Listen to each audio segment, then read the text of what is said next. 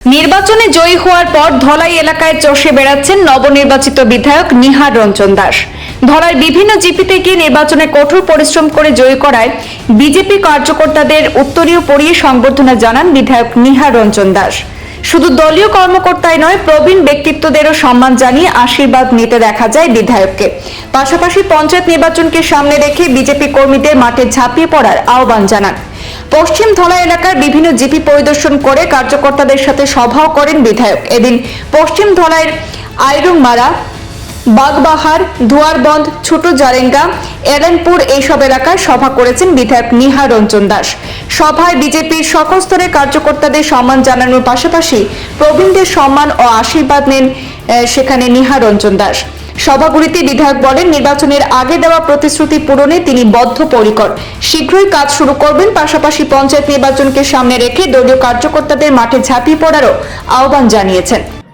আপনারা সবাই মিলে কাজ করেছেন, উজাড় করে ভারতীয় জনতা পার্টিকে ভোট দিয়েছেন, যার জন্য এই ধলাইতে আবারও পদ্মফুল ফুটেছে। ভারতীয় জনতা পার্টি জয়ী হয়েছে, আর ভারতীয় জনতা পার্টি জয়ী হওয়ায় আমি বিধায়ক হতে পেরেছি।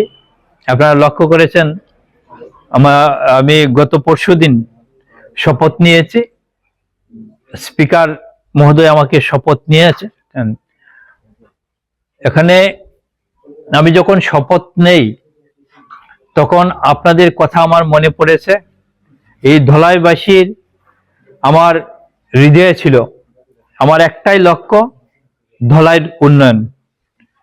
আজকের দিনে আমার ঘর ধলাইতে নেই, এক সময় ছিল, আজকের দিনে আমার নেই, শিলচরে আছে।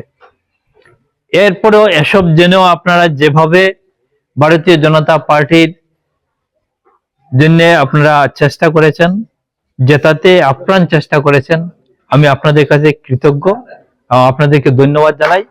আজকের দিনে আমি আমার অন্তর থেকে বলছি, যদি সত্যিকার অর্থেই এই ধলাইয়ের মানুষের উন্নয়নের জন্য এবং ধলাইয়ের সার্বিক উন্নয়নের জন্য যদি আমার নিজেকে যদি কাজে লাগাতে পারি, উজাড় করে দিতে পারি, তাহলে আমি আমার জীবনকে ধন্য মনে করব। আর এই প্রতিশ্রুতি আমি নির্বাচনের সময় দিয়েছি।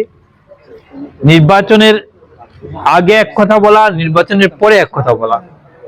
নির্বাচনের আগে আমি বলেছিলাম যে আপনারা আমাকে সব সময় কাছে পাবেন। আমি বলেছিলাম আপনারা আমাকে ফোন করলেও পাবেন, আপনারা আমাকে ডাকলেও পাবেন, আমার বাড়িতে গেলেও পাবেন, আপনারা আমার কাছে উপযুক্ত সম্মান পাবেন। একথা আমি বলেছিলাম, এটা নির্বাচনের আগে। আর নির্বাচনে জেতার পরে আজকে আমি সেম বলছি, আপনাদেরকে বলছি যে আমি আগে যা বলেছিলাম তার থেকে আমি এক চুলো সরব না। আমি আপনাদেরকে আবারও বলছি যে আপনারা আমাকে সব সময় কাছে পাবেন।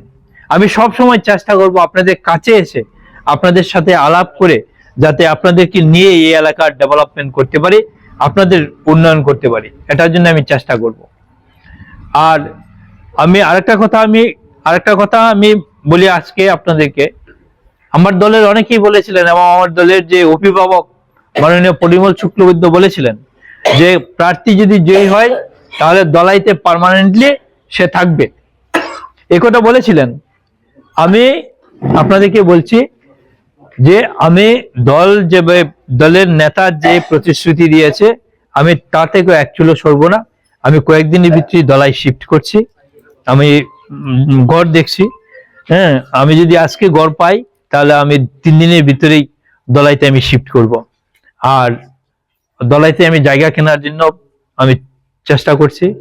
আমি ধলাইয়ের যেখানে মধ্যস্থল, যেখান থেকে সব দিকে সহজে যাতায়াত করা যায়, এইসব জায়গায় আমি জায়গা দেখার জন্য আমি চেষ্টা করছি, জায়গা দেখছি। জায়গা হয়ে গেলে আমি ধলাইতে পার্মানেন্টলি আমি থাকবো।